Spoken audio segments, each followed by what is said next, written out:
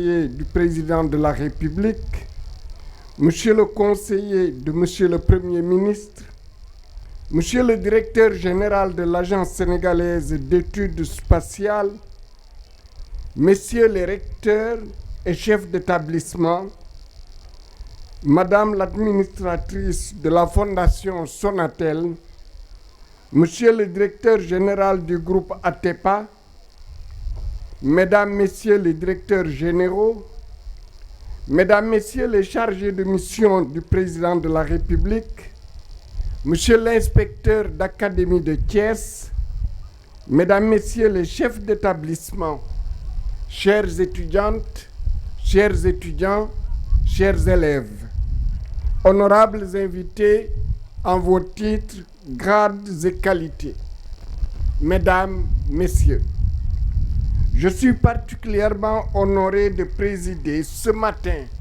ici à Khombole, au nom de Monsieur le Président de la République, Son Excellence Bassirou Diomaye Diakhar Faye, la cérémonie de lancement des travaux de l'Observatoire astronomique du Sénégal, organisée par l'Agence sénégalaise d'études spatiales, en collaboration avec l'ensemble de ses partenaires, en l'occurrence l'association Instance Science, la mairie de Khombole, la fondation Sonatel et le groupe Atepa. Je vous remercie pour votre accueil chaleureux. Je vous dis combien je suis heureux de me retrouver parmi vous en ce moment que je qualifierais d'historique pour notre pays. En effet, cette journée marque une étape cruciale dans la marche résolue de notre pays dans la conquête spatiale. Elle est une belle illustration de la proclamation prémonitoire du président de la République Bassirou Diomaye Diakhar Faye le 6 avril 2025 lors du lancement de la caravane Spacebus 2025 sur l'esplanade du Grand Théâtre Doudou Ndiaye Coumba Rose. Le président y affirmait, je cite, « Le Sénégal avance résolument vers son ambition de devenir une nation spatiale. » Fin de citation. Mesdames, Messieurs, l'espace constitue l'un des moteurs essentiels du développement durable. En effet, il est clairement démontré par plusieurs études sérieuses que les pays qui ont très tôt investi dans le secteur spatial ont atteint plus efficacement et plus rapidement les objectifs de développement durable. L'importance des données satellitaires d'observation de la Terre dans l'appui au processus de décision n'est plus à démontrer. En effet, la disponibilité de données issues de l'observation de la Terre permet aux décideurs politiques d'adresser des solutions efficaces et durables pour divers secteurs socio-économiques. Dans cette perspective, l'avènement du New Space offre à nos pays, en quête d'émergence, d'innombrables opportunités pour mettre en place et développer des activités et une industrie spatiale avec des solutions satellitaires innovantes en guise de réponse efficace aux besoins de l'État et des citoyens pour le cadastre et l'aménagement du territoire, la géomatique, l'agriculture et l'élevage, la gestion des ressources halieutiques, la climatologie et la météorologie, l'énergie et les mines, la santé avec le développement de la télémédecine et le développement de systèmes dynamiques de suivi des épidémies, la sécurité et la défense et la surveillance des territoires,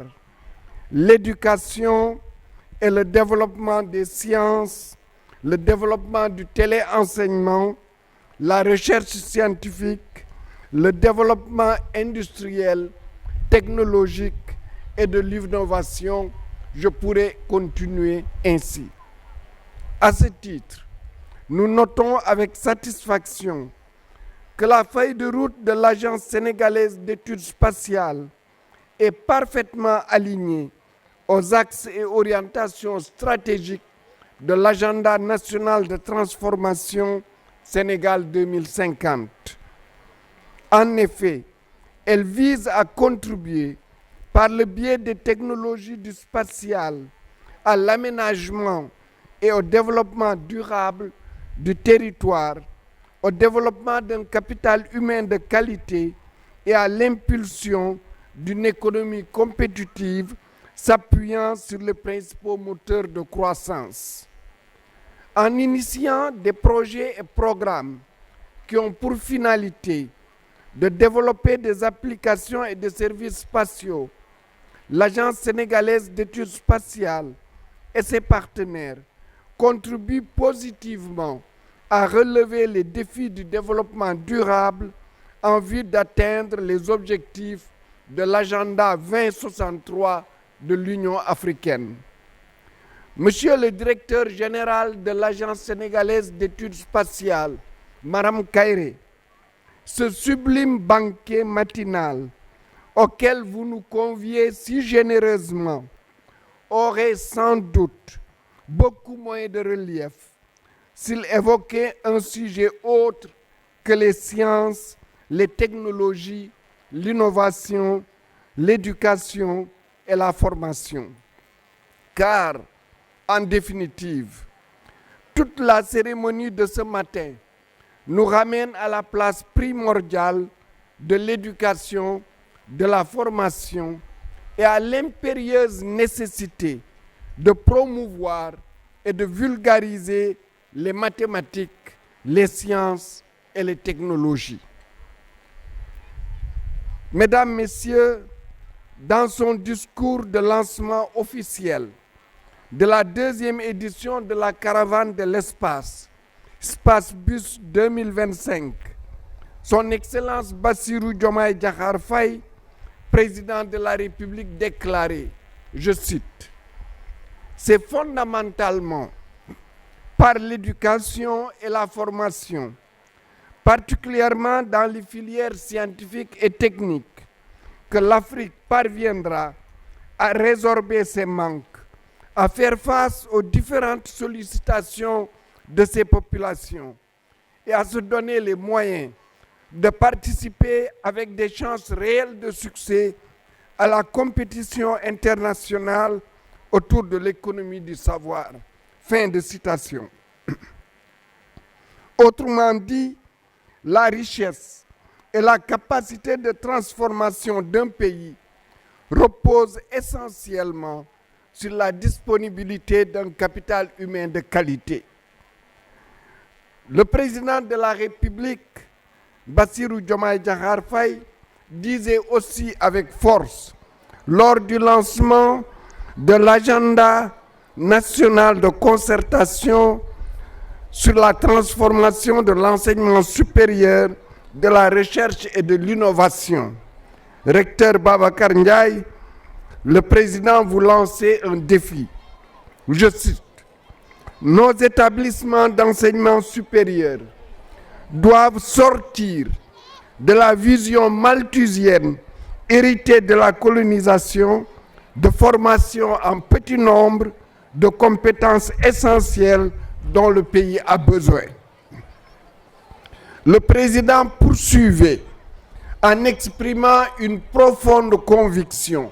Je cite, « Je suis convaincu que l'enseignement supérieur est capable, en quelques années, de se transformer pour former des milliers d'ingénieurs, des dizaines de milliers de techniciens, alignant ainsi le profil de ses sortants à l'industrialisation du pays, à la souveraineté alimentaire, pharmaceutique, qui sont les priorités de la vision Sénégal 2050.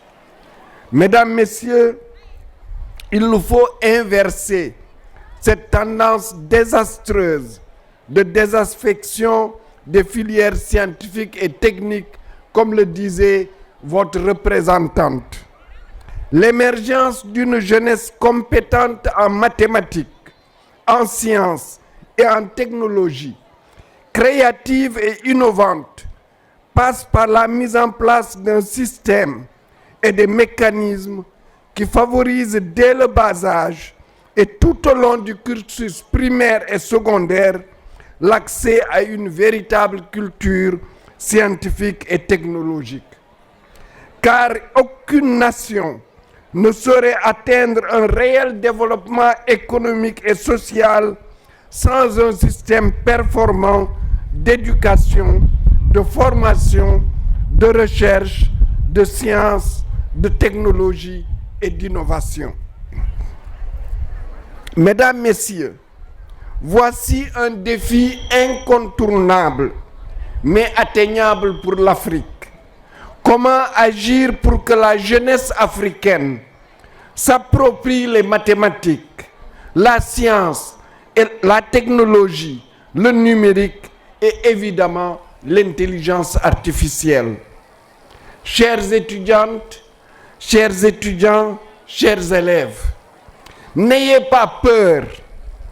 Osez aller à la rencontre des innombrables métiers